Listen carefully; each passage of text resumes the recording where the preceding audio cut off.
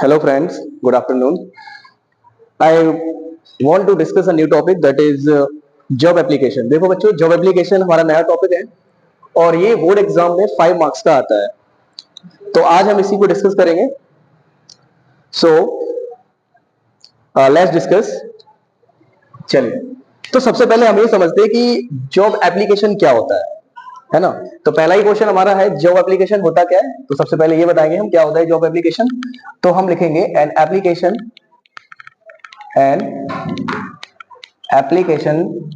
for job. An application for job is addressed to the employer. Is addressed to the employer. Job application क्या होता है बच्चे, ये हम एक एम्प्लॉयर को लिखते हैं। एम्प्लॉयर का मतलब जब हमें जॉब चाहिए होती है, ठीक है। तो जब हम जॉब के लिए अप्लाई करते हैं तो हम जॉब एप्लीकेशन, ठीक है, एप्लीकेशन किस लिए लिखते हैं, एम्प्लॉयर के लिए लिखते हैं। आगे लिखेंगे, the job application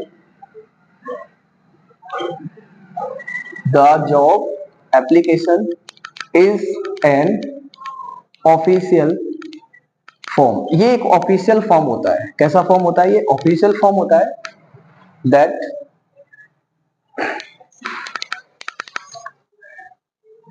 the employers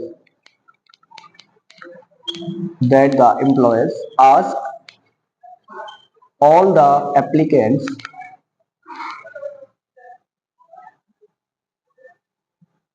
to fill up a vacancy, to fill up a position or vacancy in their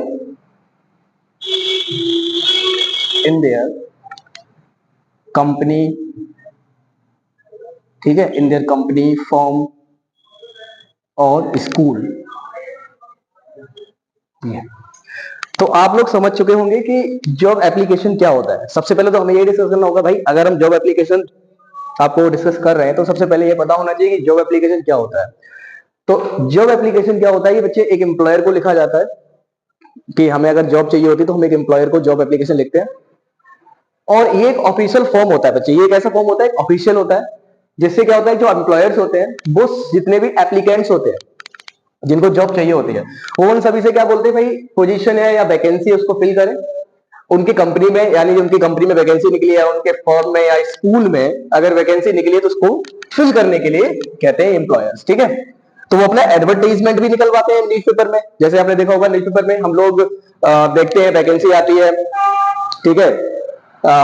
जैसे कि मैनेजर हो गया, अकाउंटेंट हो गया, मतलब किसी भी पोस्ट की वैकेंसी आती है न्यूज़पेपर में, ठीक है। तो ये कौन निकालते हैं, एम्प्लॉयर्स निकालते हैं। तो ये हो गया हमारा जॉब एप्लीकेशन, ठीक है। अब इसका फॉर्मेट क्या है लिखने का, वो अब हम सीखते हैं।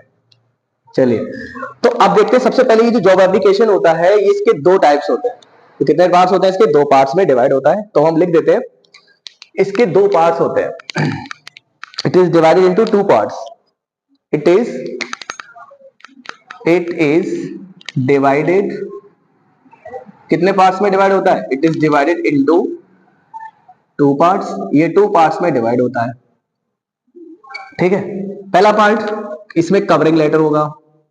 पहला पार्ट क्या होगा इसमें, कवरिंग लेटर। और दूसरा पार्ट क्या है, तो आप कहोगे रिज्यूमे या बायोडेटा। तो इसका मतलब क्या है कि इसमें ये दो पार्ट्स में डिवाइड होता है हमारा जॉब एप्लीकेशन। पहला है कवरिंग लेटर और सेकंड है रिज्यूमे या बायोडेटा, ठीक है। तो अब हम क्या करेंगे, जैसे कवरिंग लेटर लिखेंगे भाई, पहले कवरिंग लेटर होगा, उसके बाद में हमें एक तो बायोडेटा भी देना पड़ेगा। भाई ऐसा होता है जब हम किसी भी कंपनी में या स्कूल में, है ना, जो किसी पोस्ट के लिए जब अप्लाई करते हैं तो हमें क्या होता है, एक पहले लेटर लिखना पड़ता है और उसके बाद हमें अपना रिज्यूमे भी सबमिट करना पड़ता है। बिना रिज्यूमे के तो फिर आपको जॉब नहीं मिलेगी। वो क्या देखेगा कि आपने कहां से ग्रेजुएशन किया, कहां से आपने 10th 12th पास आउट किया, उसे पता नहीं चलेगा। बहुत सारी इंफॉर्मेशन हमें बायोडेटा से ही मिलती है। तो चलिए हम इसका जल्दी से फॉर्मेट देख लेते हैं। Without wasting any time, let's discuss the format of this job application.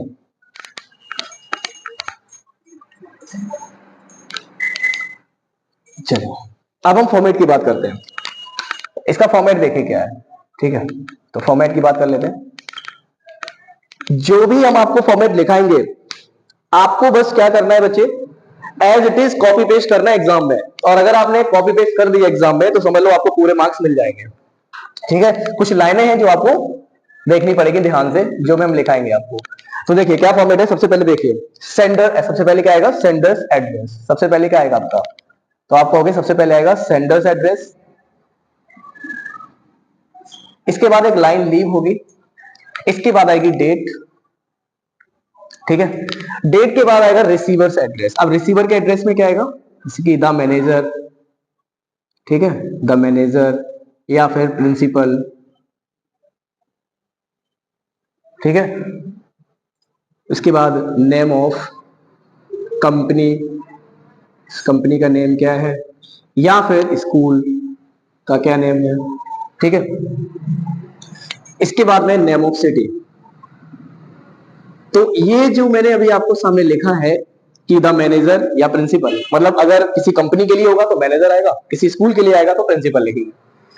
फिर इसके बाद नेम ऑफ कंपनी आप लिखोगे, कंपनी का नेम क्या है, स्कूल का नेम क्या है, उसके बाद सिटी का नेम लिखना है कि कहां पर है वो स्कूल या कंपनी। ठीक है, तो ये पूरा एक रिसीवर एड्रेस हो गया। ये क्या हो गया पूरा, आपका क्या हो गया, ये रिसीवर एड्रेस हो गया। तो ये आपका रिसीवर्स एड्रेस हो गया पूरा। ठीक है, तो रिसीवर एड्रेस में आपका ये आएगा। इसके बाद फिर से एक लाइन आपकी क्या होगी, लीव होगी, और इसके बाद आएगा आपका सब्जेक्ट। ठीक है, तो सब्जेक्ट में क्या आएगा, सब्जेक्ट में आएगा application, application for the post of, application for the post of. अब देखिए सब्जेक्ट में आप लिखोगे application for the post of, और यहां पर हम छोड़ देते हैं ब्लैंक। अब यहां पर क्या आएगा कि किसके लिए एप्लीकेशन अप्लाई कर रहे हो, किस पोस्ट के लिए अप्लाई कर रहे हो। अकाउंटेंट होगा अगर आप अकाउंटेंट लिख दोगे, इंग्लिश लेक्चरर के लिए अगर आप लिखोगे तो आप इंग्लिश लेक्चरर लिख दोगे, जिसके लिए भी अगर उस क्वेश्चन में तो दिया होगा। ठीक है, सब्जेक्ट के बाद फिर एक लाइन, फिर आएगा डियर सर या डियर मैम, डियर सर या फिर डियर मैम, इस तरीके से आपका आएगा।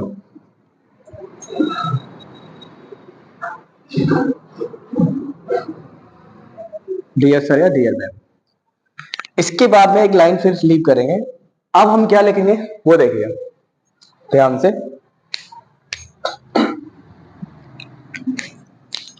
यहां से स्टार्ट करेंगे लिखना, this is with reference to your advertisement, advertisement in dash. अब यहां पर देखिए this is with reference to your advertisement in, अब यहां पर जो ब्लैंक लिखा हुआ बच्चे इसमें आएगा नेम ऑफ न्यूज़पेपर, किसी भी न्यूज़पेपर। अगर क्वेश्चन में दिया होगा न्यूज़पेपर का नाम तो फिर हम लिख देंगे यहाँ पर। अगर नहीं भी दिया है तो हम अपनी मर्जी से कोई भी लिख देंगे, किसी भी न्यूज़पेपर का नाम लिख देंगे। तो इसका मतलब है this is with reference to your advertisement in. तो यहाँ इसका मतलब यह है कि एडवर्टीजमेंट मैंने आपका न्यूज़पेपर में देखा, एडवर्टीजमेंट देखा, वैकेंसी उसमें निकली हुई है। ठीक है, किस न्यूज़पेपर में लिखी है तो यहाँ पर हम लिख देंगे, इसमें आएगा नेम ऑफ न्यूज़पेपर। ये जो ब्लैंक आपके लिए छोड़ा है इसमें क्या आएगा, नेम ऑफ न्यूज़पेपर, इसमें न्यूज़पेपर का नेम आएगा। ठीक है, डेटेड, फिर क्या लिखेंगे, डेटेड। अब यहां पर क्या आएगी, डेट आएगी, डेटेड। ठीक है, dated for the post of, यहां भी डैश आएगा। अब यहां पर फॉर द पोस्ट ऑफ, जैसा कि मैंने आपको बता ही दिया, जब आप यहां पर लिखोगे ना for the post of subject में, वही यहां पर आ जाएगा। ठीक है, किस पोस्ट के लिए आप अप्लाई कर रहे हो, फॉर द पोस्ट ऑफ, ये हो गया। फिर आगे लिखेंगे आई हेयर बाय, ठीक है, I hereby offer my candidature, offer my candidature for the same. ठीक है, फॉर द, इसके बाद फिर लिखेंगे आगे, आगे से लिखेंगे यहां पर देखिए आई possess requisite. I possess requisite qualifications, qualification, qualification and experience. Qualification यानी कि मेरे पास क्वालिफिकेशन है, एक्सपीरियंस है. I want to join your institute. I want to join your institute to fully utilize fully utilize my potential, to fully utilize my potential. इसके बाद लिखेंगे आगे I have completed. I have completed BA, ठीक है, BCom, BCA,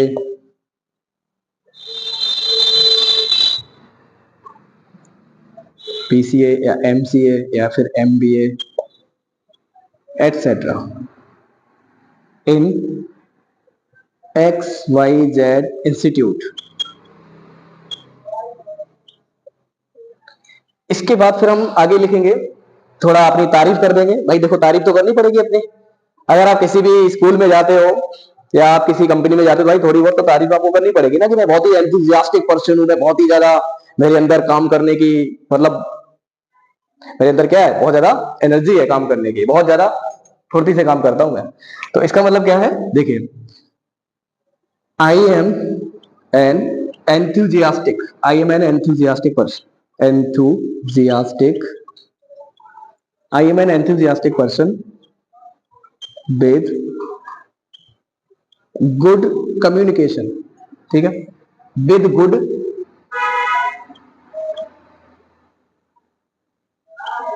communication skills in Hindi and English. Hindi and English. यहां तक हो गया. इसके बाद में फिर हम लास्ट में जो लाइन आती है बहुत इंपॉर्टेंट, वो लिखेंगे I am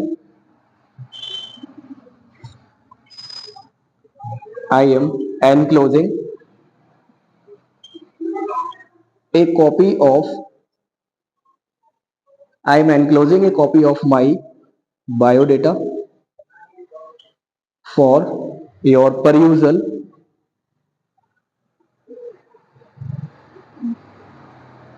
for your perusal and kind consideration, and kind consideration. ठीक है. इसके बाद क्या लिखेंगे, इसके बाद में कहा लिखेंगे हम, एक मिनट, चलिए इसको ऊपर लिख देते हैं बच्चे. ठीक है, यहां लिख देंगे, यहां से देखिए,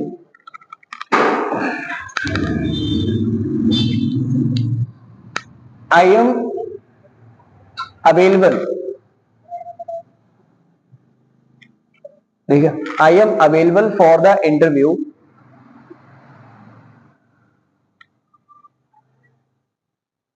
I am available for the interview on any day of your convenience. Convenience. ठीक है. If given a chance, if given a chance to serve you, if given a chance to serve you, I assure you that I shall work with utmost sincerity,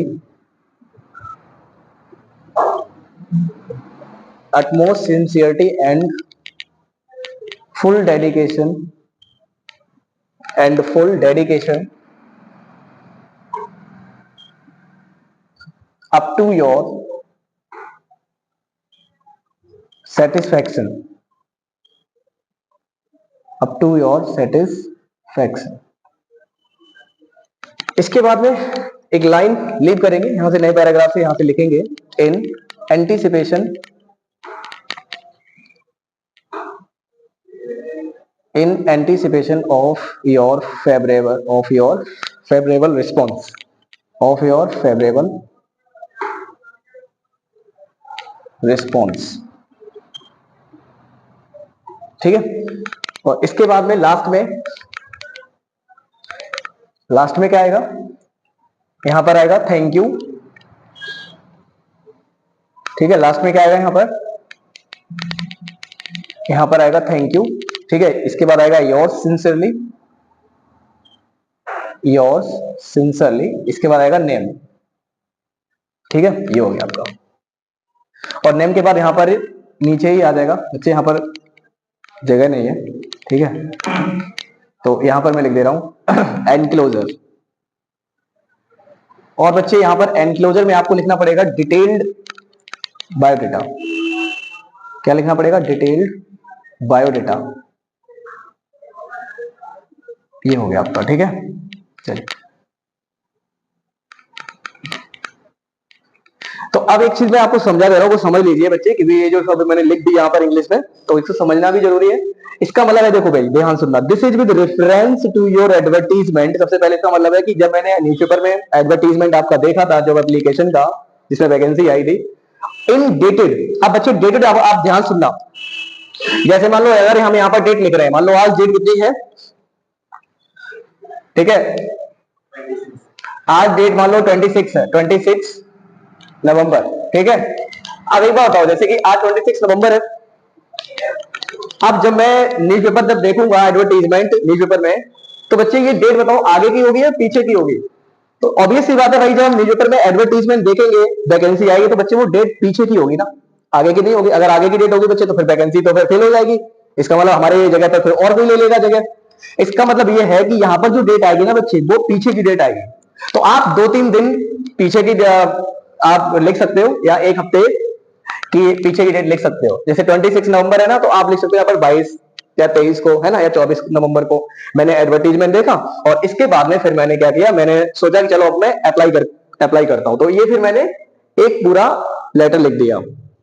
तो ये ध्यान रखना बच्चे, हमेशा इसमें पीछे की डेट लिखनी पड़ेगी। फॉर द पोस्ट ऑफ, किस पोस्ट के लिए, तो आपकी यहां पर पोस्ट आ जाएगी। ठीक है, I hear by offer my candidature for the same. तो वो ये कह रहे हैं कि मैं यहां पर क्या ऑफर कर रहा हूं, अपना कैंडिडेचर फॉर द सेम। इसके लिए मैं यहां पर क्या ऑफर कर रहा हूं, कैंडिडेचर, मतलब मैं कैंडिडेट की तरह हूं यहां पर। किसकी तरह हूं, कैंडिडेट की तरह। अब आगे देखिए यहां पर, अब यहां से देखिए, I possess requisite qualification and experience. अब आप बता दो क्या क्या है आपके पास, क्वालिफिकेशन है मेरे पास, एक्सपीरियंस है। ठीक है, आई वॉन्ट टू ज्वाइन करना चाहता हूं आपके इंस्टीट्यूट को। ठीक है, एंड टू फुली यूटिलाइज, और मैं अपने सामर्थ्य को, मतलब अपनी जो मेरी अंदर मेरे जो एबिलिटी है, उस एबिलिटी को भी यूटिलाइज करना चाहता हूं, मैं अपनी एबिलिटी को शो करना चाहता हूं, दिखाना चाहता हूं आपके इंस्टीट्यूट में। आई हैव कंप्लीटेड, उसके बाद फिर आप लिखोगे कि मैंने कंप्लीट कर लिया है। क्या कंप्लीट कर लिया है, जैसे बीए या मान लो बीकॉम या बीसीए या जो भी है, जो भी डिग्री आपके पास एमबीए है या एमए है। ठीक है, तो वो आप लिखोगे किस इंस्टीट्यूट से आपने की है, XYZ, वो आपको लिखना पड़ेगा। फिर आप बता दो भाई, I am an enthusiastic person, मैं बहुत ही ज्यादा, ठीक है, एंथुजियास्टिक एनर्जेटिक पर्सन हूं, मेरे अंदर एनर्जी है, और विद गुड कम्युनिकेशन स्किल्स, मेरे पास कम्युनिकेशन स्किल्स भी, मतलब बातचीत भी कर सकता हूं मैं दोनों लैंग्वेज में, हिंदी और इंग्लिश दोनों लैंग्वेज में बात कर सकता हूं। इसके बाद में फिर आपको लिखना पड़ेगा, I am enclosing A copy of my biodata, और इसके साथ ही मैं अपने बायोडेटा की एक कॉपी भी इसके साथ जोड़ रहा हूं। ठीक है, किसके लिए जोड़ रहा हूं, फॉर योर परयूजल, ताकि आप इसको ध्यान से देखें एंड काइंड कंसिडरेशन, और आप इस पर विचार करें। ठीक है, आप मेरे बायोडेटा को पढ़ें, देखें, उसके हिसाब से आप मुझे यहां पर जॉब दें। फिर आपको बताना होगा कि I am available for the interview, कि मैं इंटरव्यू के लिए तैयार हूं, किसी भी दिन जब भी तुम चाहो मेरा इंटरव्यू ले सकते हो, उसके लिए भी मैं तैयार हूं। फिर क्या लिखना पड़ेगा, if given a chance to serve you, अगर आपकी सेवा करने के लिए मुझे अगर मौका दे दिया जाए, ठीक है, अगर मुझे मौका मिल गया ना, तो मैं आपको भरोसा दिलाता हूं क्या, कि मैं पूरी निष्ठा के साथ, पूरी ईमानदारी के साथ क्या करूंगा बच्चे, मैं वर्क करूंगा अप टू योर सेटिस्फैक्शन। और आपको क्या मिलेगी, सेटिस्फैक्शन मिलेगी, क्योंकि जब मैं बहुत ही ज्यादा निष्ठा से, बहुत ही ईमानदारी से जब मैं वर्क करूंगा तो आपको भी सेटिस्फैक्शन मिलेगा। इसके बाद में इन फिर लास्ट में एक लाइन बहुत इंपॉर्टेंट है, अगर बच्चे चाहो तो आप लिखोगे, ये चाहो तो लिख सकते हो, बहुत ही इंपॉर्टेंट है, in anticipation of your favourable response. और यहां पर इसका मतलब ये है कि मैं उम्मीद कर रहा हूं कि आप मुझे जल्दी ही रिस्पॉन्स देंगे, आप मुझे रिस्पॉन्स देंगे भाई, ठीक है, ऐसी उम्मीद करता हूं मैं। इसके बाद लिखोगे थैंक यू, योर सिंसियरली, फिर आएगा नेम, और इसके बाद में नीचे आएगा एनक्लोजर, और एनक्लोजर में आप लिखोगे डिटेल्ड बायोडेटा। क्या लिखोगे, डिटेल्ड बायोडेटा। तो ये हो गया आपका कवरिंग लेटर बच्चे। अब कवरिंग लेटर तो हो गया, ये तो आप लिख ही दोगे, लेकिन इसी के साथ साथ में आपको बायोडेटा भी बनाना पड़ेगा। तो चलिए हम बायोडेटा भी बना लेते हैं फटाफट से, ठीक है, हमें बायोडेटा भी बनाना पड़ेगा। अब चलिए बायोडेटा बनाते हैं, क्योंकि सिर्फ कवरिंग लेटर से काम नहीं चलेगा, बायोडेटा भी बनाना पड़ेगा, ठीक है।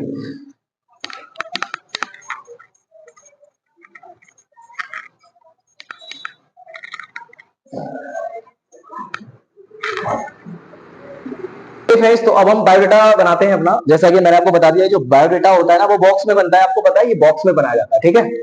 हमारा जो बायोडेटा होता है ना बच्चे, वो बॉक्स में बनता है। तो थोड़ा ना इसको बड़ा बनाते हैं, ताकि आपको विजिबल हो अच्छे से, ताकि आपको अच्छे से विजिबल हो, है ना, बड़ा बनाते हैं।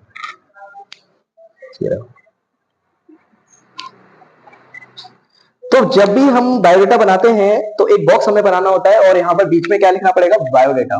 क्या लिखेंगे हम, ठीक है।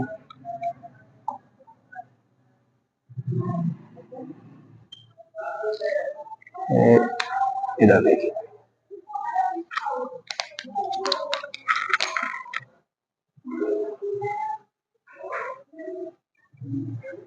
तो ये आपको लिखना पड़ेगा बीच में, ठीक है। आपको क्या लिखना पड़ेगा, बायोडेटा लिखना पड़ेगा। चलिए, अब बायोडेटा में होता क्या बच्चे, हमें अपनी डिटेल्स देनी पड़ती है। अब डिटेल्स कैसे दोगे, यहां पर आएगा आपका बच्चे नेम। क्या आएगा बच्चे, यहां पर नेम, और नेम के बाद सेमीकोलन लगाना होता है, सॉरी कॉलन लगाना होगा, ठीक है। नेम हो गया, नेम के बाद फादर्स नेम, नेम के बाद क्या आएगा बच्चे, फादर्स नेम आएगा। इसके बाद में मदर्स नेम आएगा।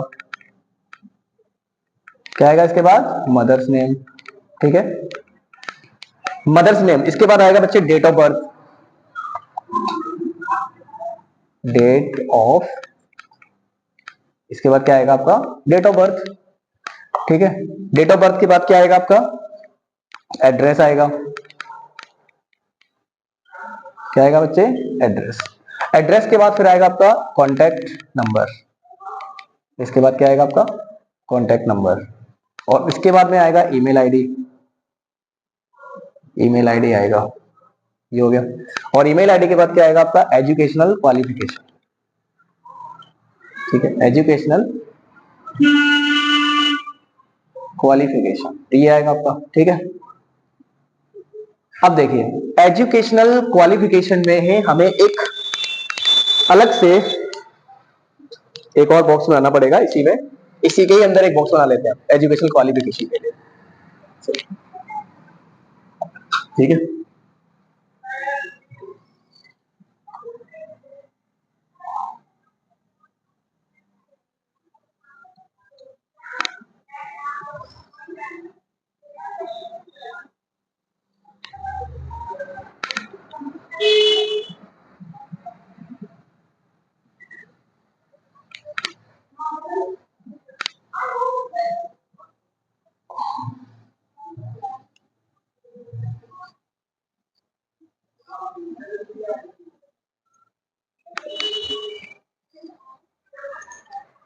देखिए बच्चे,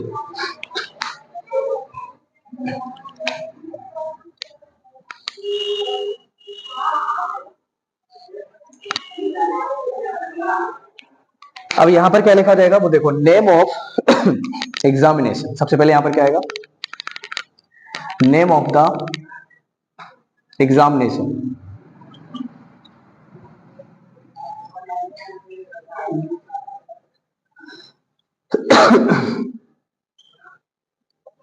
नेम ऑफ एग्जामिनेशन हो गया। नेम ऑफ एग्जामिनेशन का आएगा name of the board, board क्या है बच्चे, ठीक है, नेम ऑफ द बोर्ड या फिर यूनिवर्सिटी, या फिर यूनिवर्सिटी। इसके बाद name of institute, name of the institution,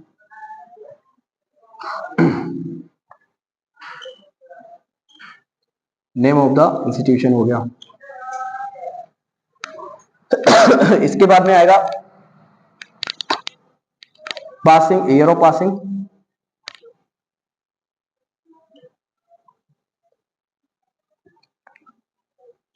ठीक है, कब पास किया आपने। ईयर ऑफ पासिंग के बाद क्या आएगा, परसेंटेज आएगा, यहां पे क्या लिख देंगे हम, परसेंटेज। ये हो गया आपका, ठीक है। अब देखिए बच्चे, जैसे कि आपको पता है जैसे एग्जामिनेशन का नेम है, तो एग्जामिनेशन का नेम का मतलब ये हो गया कि मान लो 10th है आपका, क्या है आपका 10th। अब 10th में आपने जैसे सीबीएसई से किया, यूपी से किया, आईसीएसई से किया, वो हम यहाँ पर लिख देंगे अपने हिसाब से सीबीएसई, ठीक है, CBSE board, CBSE new Delhi, इस तरीके से।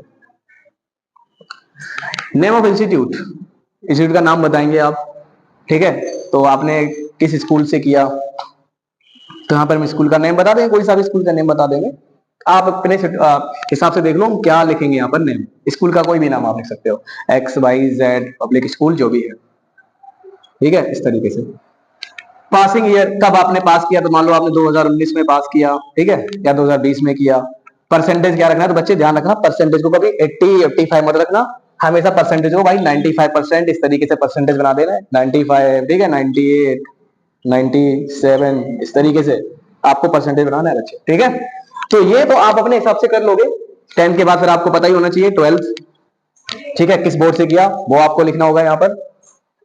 12th के बाद फिर आपकी ग्रेजुएशन आ जाएगी, बीए बीकॉम, ठीक है, क्या किया आपने, बीए किया, ठीक है, वो किस तरह के बोर्ड का है, यूनिवर्सिटी क्या है वो आपका लिखना पड़ेगा, ठीक है, ईयर ऑफ पासिंग वो सब आपको लिखना पड़ेगा, इसमें कोई इशू नहीं है मेरे हिसाब से।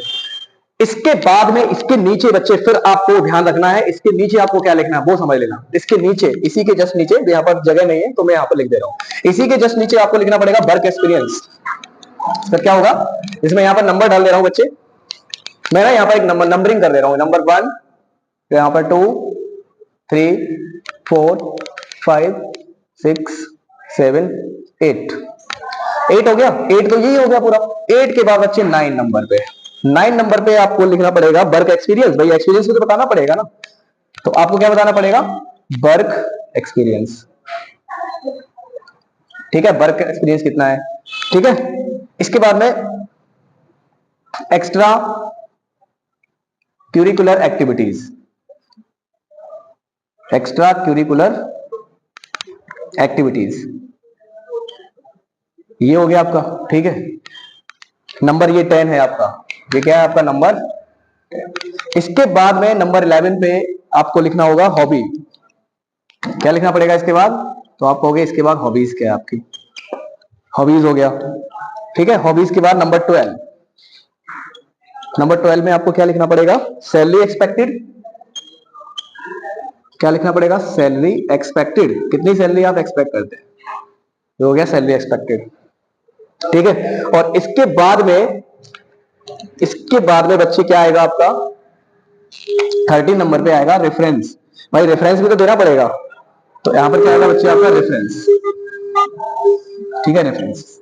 तो रेफरेंस में क्या होता है बच्चे, आप दो व्यक्तियों का रेफरेंस दे सकते हो, जैसे अगर आप के स्कूल के प्रिंसिपल हैं या स्कूल के मैनेजर हैं कोई भी, तो उन दोनों का आप रेफरेंस दे सकते हो आप, ठीक है, और उनका कॉन्टेक्ट नंबर आप लिख सकते हो, उसमें कॉन्टेक्ट नंबर भी लिखा जाएगा, ताकि आपको पता चलेगा, ठीक है। रेफरेंस अगर आप दोगे तो उससे पता चल जाएगा कि हाँ आपने जो भी ये इन्फॉर्मेशन लिखी है वो सही है कि नहीं है, ठीक है, ये हो गया, तो रेफरेंस भी हो गया आपका।